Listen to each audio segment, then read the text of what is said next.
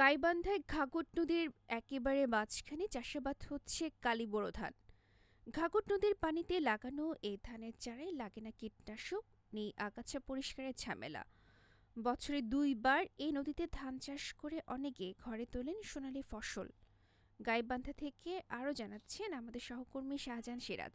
নদীর পানিতেই এই কালিবোড়ো ধানের যে চারা সেগুলো লাগিয়েছে। আমি নদীর মধ্যে দাঁড়িয়ে আছি, একদম মাঝখানে। হ্যাঁ মাঝখানে, নদীর মাঝখানে। হ্যাঁ এরা আমারে না একজন মনে করো লোকজনেরা গাড়ে অভাব মানুষেরা তাদের ঘরে জমাজমি নেই, কিছু নেই, বাজার করে আছে, পানি সরিয়ে গেলে তাদের এখানে মনে করো কিছু গাড়ামেলা করলে আবারটা তারা পায়। মানে পানি দেওয়া লাগে না, না। তারপর কীটনাশকও লাগে না। না না কিছুই লাগে না এখানে, নিজের লাগে না। ওরা মনে করো দুই বের করি গাড়ে, একবার গাড়ে খোপায় ওটাই ভাঙ্গি ভাঙ্গি ফির ছাড়ে দেয়।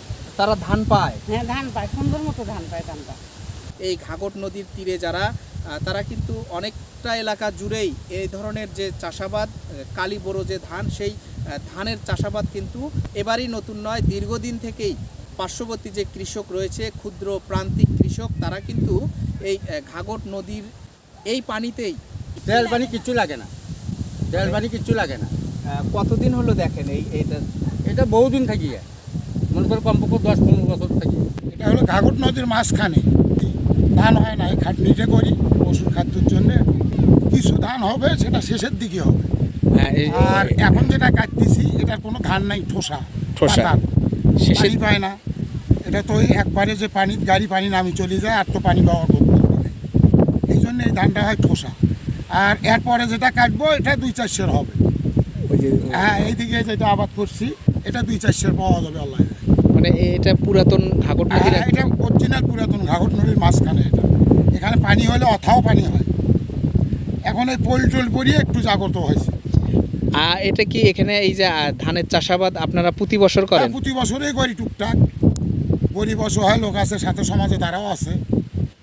আমরাও এই গরু বছরের জন্য করি হয়তো টুকটাক। মূলত ঘাঘট নদীর দুই পারে যাদের জমাজমি কম এবং প্রান্তিক কৃষক, এই মানুষগুলোই তারা কিন্তু এই যখন একদম পানি তলানিতে এসে ঠেকে যায়, সেই ঘাঘটের পানি দিয়েই তারা কিন্তু এই কালিবোড়োর চাষাবাদ করে এবং এখানে তাদের কিন্তু কোনো কীটনাশক লাগে না, তাদের কিন্তু কোনো বাড়তি যে পরিচর্যা সেগুলো ছাড়াই কিন্তু বেড়ে ওঠে এবং তারা এই কালিবোড়োর যে ফসল ধান তারা কিন্তু ঘরে তুলে অনেকেই স্বাবলম্বী হচ্ছেন এবং তাদের জীবন জীবিকা পার করছেন। প্রায় এই ঘাঘট পাড়ের বাসিন্দা জানিয়েছেন যে প্রায় 10-15 বছর ধরে তারা এইভাবেই একদম ঘাঘটের বুকে একদম তলানিতে তারা এই কালিবোড়োর যে ধানের চাষাবাদ সেগুলো করছেন।